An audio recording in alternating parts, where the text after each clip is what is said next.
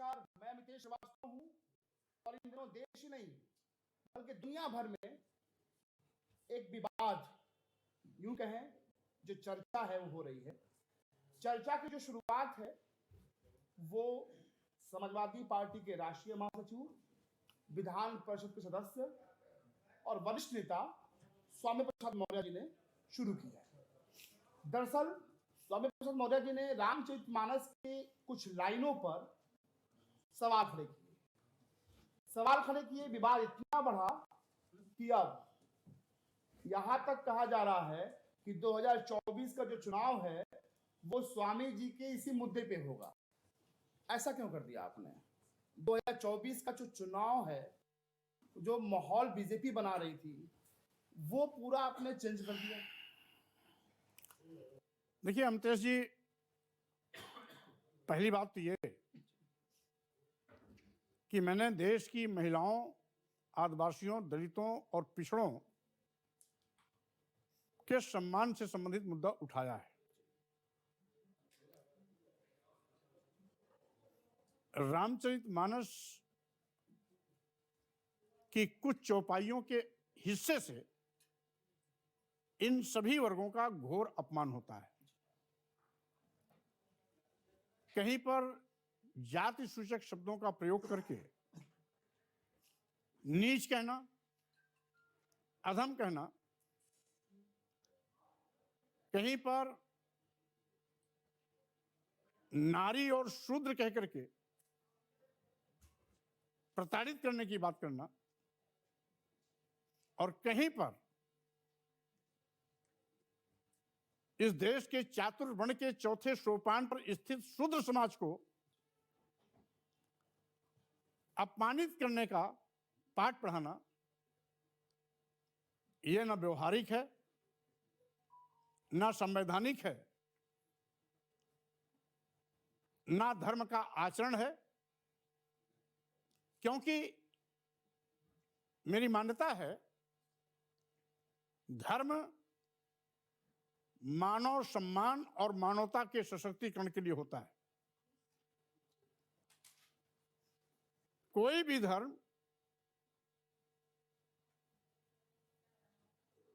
मानवता का अपमान या मानव का अपमान नहीं कर सकता है। लेकिन तथाकथित धर्म के ठेकेदार,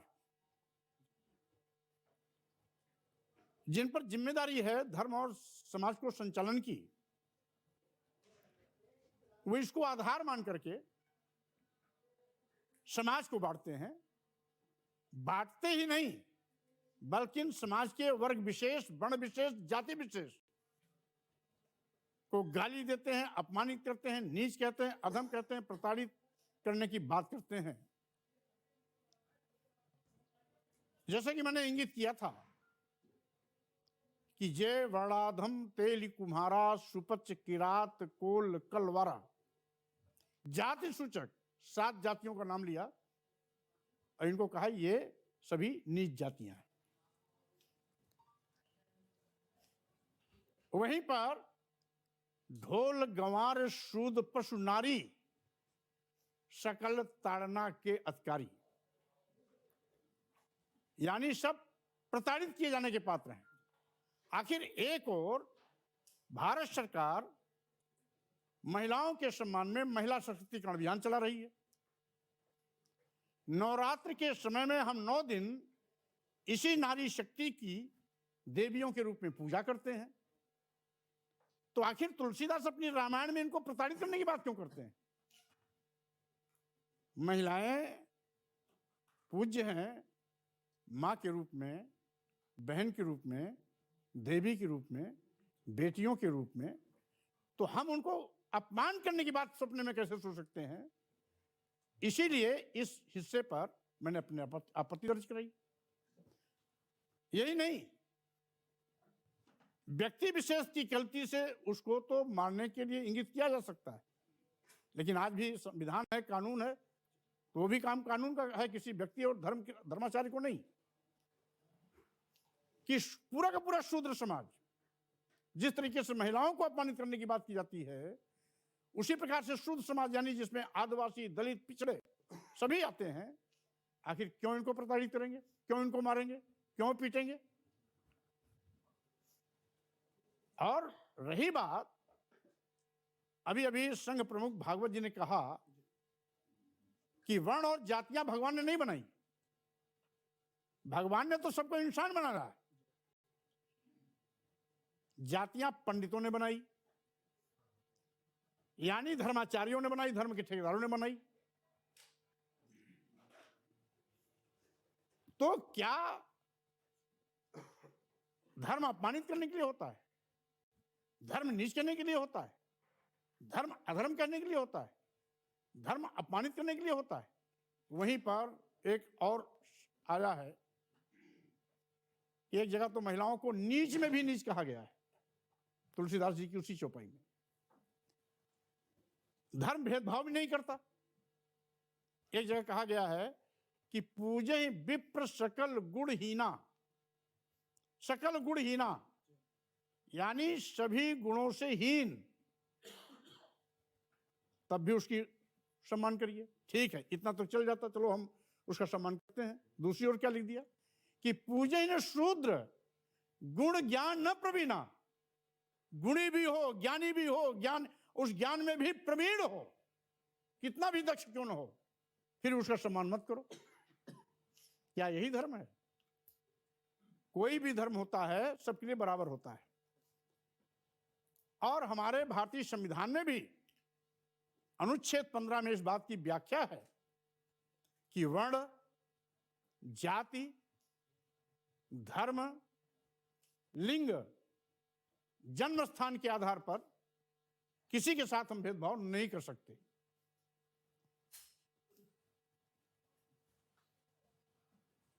यहां पर आपने देखा होगा, भागवत जी ने बहुत पहले एक बार और भी बात कही कि इस भारत में जितने भी धर्म हैं वो सब हिंदू हैं, और उसको उन्होंने व्याख्या भी किया कि यहां पर जो भी इस्लाम धर्म में लोग गए सब पहले हिंदू थे, बाद में उन्होंने इस्लाम धर्म कबूल किया, मुस्लिम हो गए। वो ये भी कहे कि ईसाई धर्म यहाँ के लोगों ने जो कबूल किया वो पहले यहाँ हिंदू थे, ईसाई धर्म कबूल किए, ईसाई हो गए।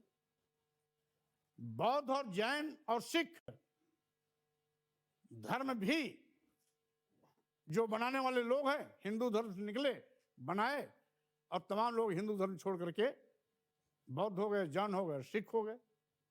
यानी अप्रत्यक्ष रूप से इस बात को स्वीकार भी रहे हैं कि हिंदू धर्म की तमाम कमियों, विसंगतियों, भेदभाव के चलते कभी लोग ईसाई धर्म स्वीकार किए, कभी इस्लाम धर्म स्वीकार किए, कभी बौद्ध धर्म में चले गए, कभी जैन धर्म का निर्माण हो गया और जैनी बन गए, कभी सिख धर्म बन गया और वहां पर सिख बन गए।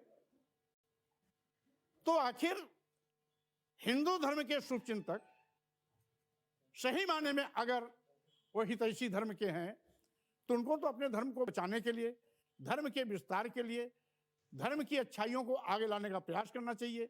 धर्म में जो बुराइयां हैं और जिन बुराइयों के चलते लोग अभी तक धर्मांतरण करते रहे, कभी ईसाई बनते रहे, कभी इस्लाम बनते रहे, कभी बौद्ध बनते रहे, कभी जैन बनते रहे, कभी सिख बनते रहे, उन कमियों को खत्म कर दें जिससे कि आगे भविष्य में हिंदू धर्म छोड़ करके कोई धर्मांतरण करने की बात न कर सके। हम तो इनके हित की बात कर रहे हैं। और जैसे कि मैंने कहा कि सच कहना कभी कभी मिर्ची लग जाती है। अब हम किसी को अपशब्द भी नहीं कहे, हमने किसी धर्म पर भी कभी उंगली नहीं उठाई, हमने किसी आराध्य पर भी उंगली नहीं उठाई। हमने तो केवल इतना ही कहा कि इन चौपाइयों के माध्यम से इस देश की महिलाओं, आदिवासियों, दलितों और पिछड़ों को जो अपमानित करने, प्रताड़ित करने की बात कही गई है, नीच और अधम कहा गया है, उस चौपाई के अंश को संशोधित किया जाए या प्रतिबंधित किया जाए। इस आशय का मैंने कल माननीय राष्ट्रपति, महामहिम राष्ट्रपति जी को और माननीय प्रधानमंत्री जी को पत्र भी भेजा है। और इसी बात को लेकर के आज एक वर्ग विशेष के लोग जो लोगों को गाली देना अपना धर्म समझते हैं, लोगों को नीच कहना, अधम कहना, महिलाओं को अपमानित करना और शूद्र समाज को प्रताड़ित करने की बात करते हैं, जो इसको अपना जन्मसिद्ध अधिकार मानते हैं, वो समझते हैं हमारे हाथ से हमारा सबसे वर्चस्व वाली ताकत खत्म हो रही है। भाई मानो एक समान, सभी बराबर हैं, सभी समान हैं, सभी इंसान हैं। जब सबको भूख बराबर लगती है तो सबको बराबर सम्मान की भी चाहत होती है। इसलिए हम किसी भावना आहत करें तो उसकी भावना क्या भावना नहीं है। आज देश की महिलाओं और नारी समाज के मतलब सारी पूरी आबादी की 50% आबादी केवल महिलाओं की, और उसमें सभी वर्ग की महिलाएं हैं, उसमें किसी एक वर्ग विशेष को नहीं रखा गया, सभी वर्ग की महिलाएं। और सभी वर्ग की महिलाओं के साथ साथ शूद्र समाज में आने वाली सभी जातियां, आदिवासी, दलित और पिछड़े, यानी जिनकी आबादी कुल मिला के 97%। अब ये 97% आबादी वाले ये सब हिंदू हैं, ये सब हिंदू धर्मावलंबी हैं। तो 97% हिंदू धर्मावलंबियों की भावनाएं आहत होती हैं, तो उनकी भावना का चिंता इन धर्म के ठेकेदारों को नहीं है। ये 3% लोग जो इनको गाली देना, अपमानित करना अपना धर्म समझते हैं, जन्मसिद्ध अधिकार मानते हैं, उनकी भावनाएं ज्यादा भारी हो जाती हैं इन 97% की भावनाओं पर।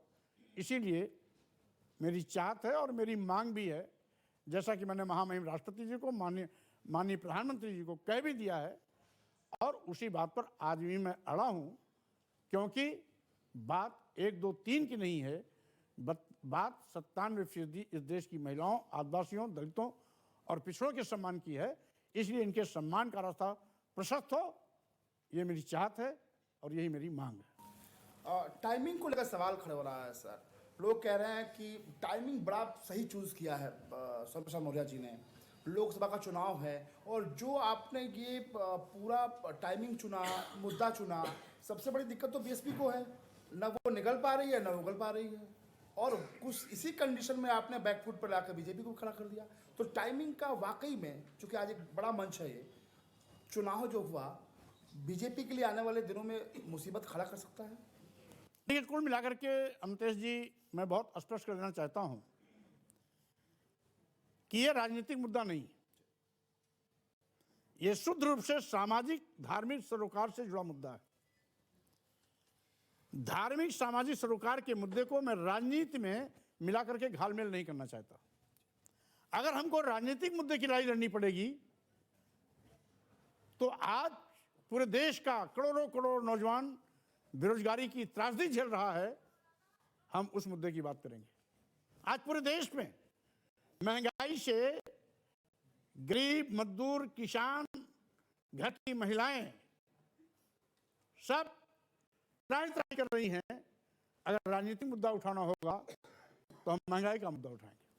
आज जीएसटी के माध्यम से लघु एवं सीमांत व्यापारियों को धन उगाही का करके शोषण का शिकार बनाया जा रहा है।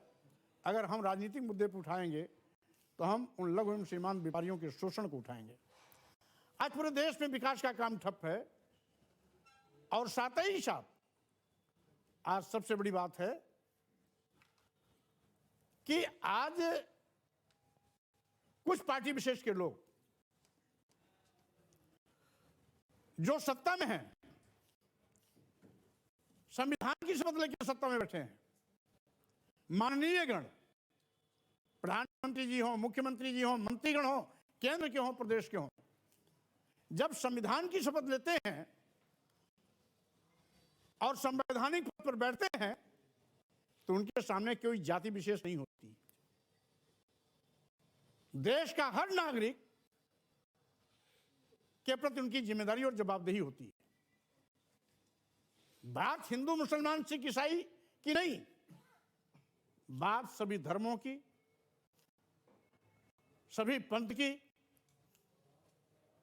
और सभी लोगों की भावनाओं की होनी चाहिए।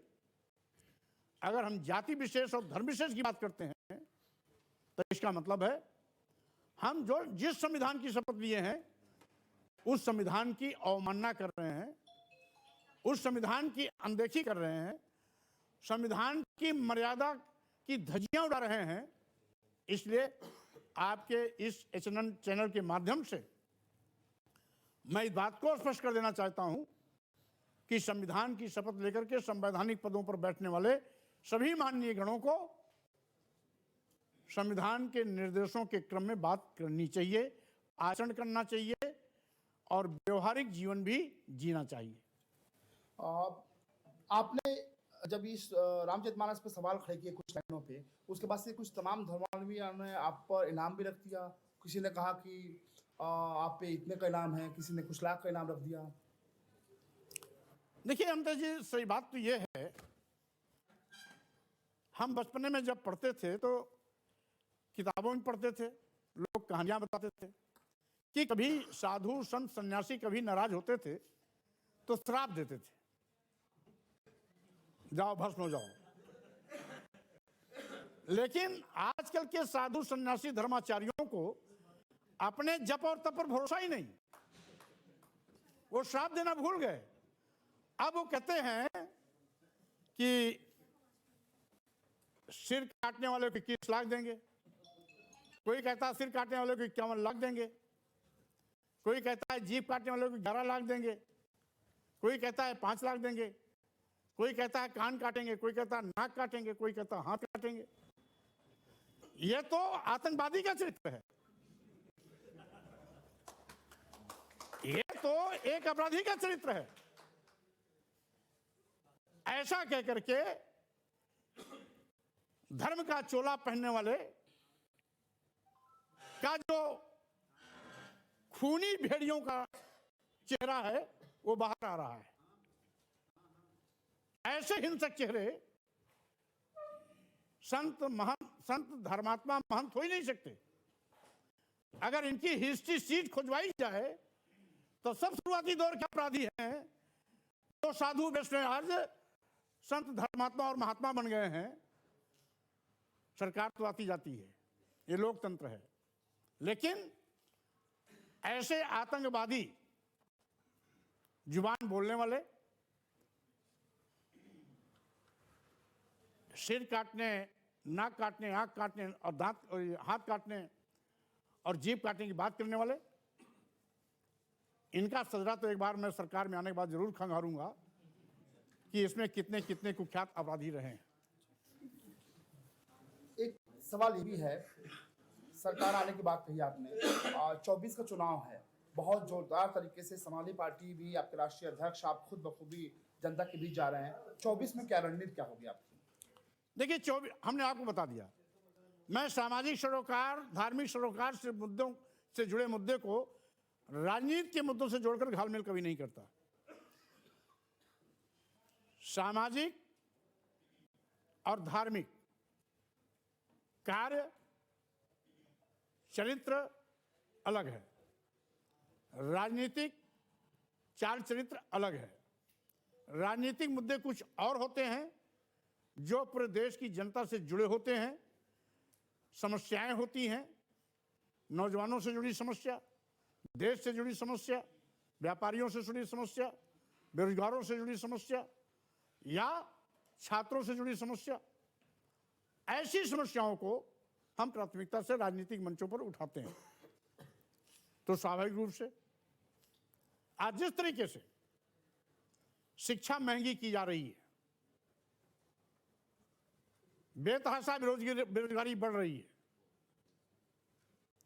किसान की उपज क्रय केंद्रों के माध्यम से नहीं बिचौलियों के माध्यम से खरीदी जा रही है, जीएसटी को लूट का माध्यम बनाया गया है, विकास काम ठप हो चुका है और साथ ही साथ सरकारी संपत्तियां अपने चहेते उद्योगपतियों को कौड़ियों के दाम बेचा जा रहा है। ये देश का दुर्भाग्य है। विद्यार्थी जीवन में जब हम इलाहाबाद विश्वविद्यालय के छात्र थे तो कभी कभी हमारा छात्र संघ भी निजीकरण का राष्ट्रीयकरण करने की बात करता था। हमारे सभी ट्रेड यूनियन लीडर निजी क्षेत्रों का राष्ट्रीयकरण की बात करते थे। केंद्र की भाजपा की पहली सरकार है जो सरकारी संपत्तियों को, सरकारी विभागों को निजी हाथों में बेच रही है, यानी उल्टी गंगा बह रही है। कहाँ निजी क्षेत्रों का राष्ट्रीयकरण होता था? जब निजी क्षेत्रों का राष्ट्रीयकरण होता था तो नौजवानों को सरकारी क्षेत्रों में रोजगार के अवसर बढ़ते थे। अब जब सरकारी विभाग निजी क्षेत्रों में चला जाएगा, सारे के सारे बंदरगाह, एयरपोर्ट, एयर इंडिया, सारे रेलवे स्टेशन, कई दर्जन ट्रेनें, LIC जैसी संस्था और बैंक अपने कुछ चहेते उद्योगपति अदानी और अंबानी के हाथों में बेच दिया जाएगा, तो स्वाभाविक रूप से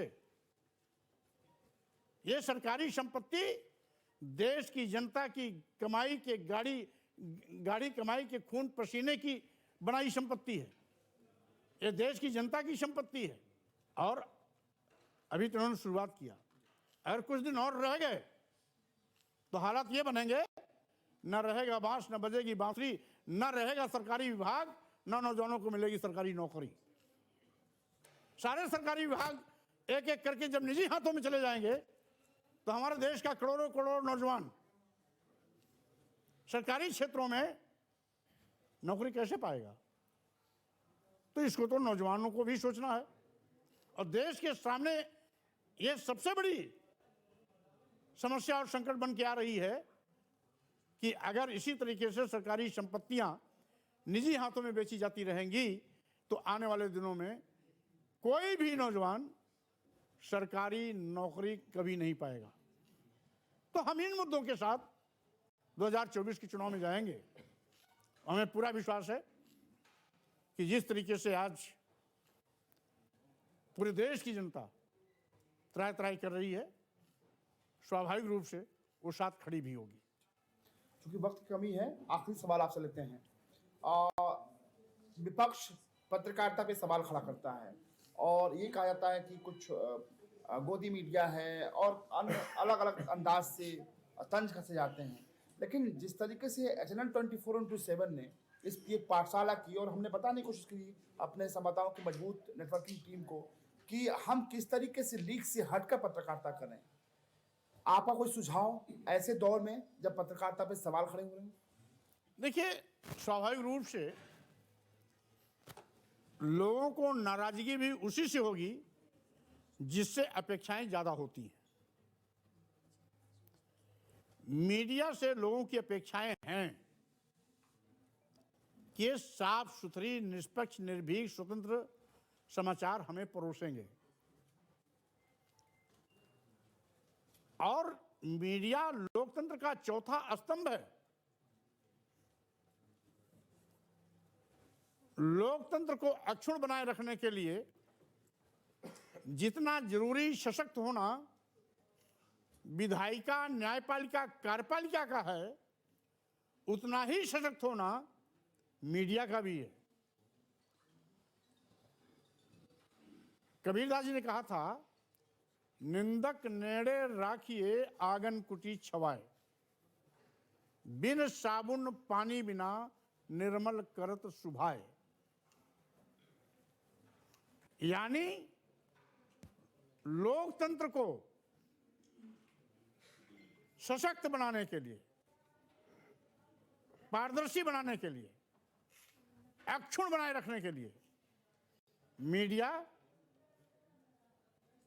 का काम है कि इतनी निर्भीक स्वतंत्र पत्रकारिता करे कि इसकी अहमियत को भी समझे, और यदि लोकतंत्र में कोई मजाक कर रहा है तो उसका खुलासा भी जनता के बीच में होना चाहिए। जब स्वतंत्र, निष्पक्ष और निर्भीक पत्रकारिता होगी तो कोई भी मीडिया पर न उंगली उठाएगा, न गोदी मीडिया बोलेगा, और न मीडिया पर भूल करके भी आरोप लगाने की कोशिश करेगा। इसलिए लोकतंत्र के चौथे स्तंभ की गरिमा बनाए रखते हुए जिस दिन अपने सच को सच कहने की हिम्मत दिखा लेगा, उसी दिन एसएन चैनल पूरे देश का एक अग्रणी चैनल बन के आएगा। ऐसी मेरी चाहत है और ऐसी मेरी शुभकामनाएं भी हैं। बहुत शुक्रिया आपका, और आपने अपना कीमती वक्त दिया। हमारी पूरी कोशिश है कि जो आपका भरोसा और विश्वास है उस पर हम खरे उतरें, और इसी टैगलाइन जुनून सच का, इसी टैगलाइन के साथ हम आगे बढ़ेंगे और पत्रकारिता में मील का पत्थर साबित होंगे, आम लोगों की उम्मीदों पर खरे उतरेंगे। यही हमारी कोशिश है। मेरे साथ बस इतना ही। नमस्कार।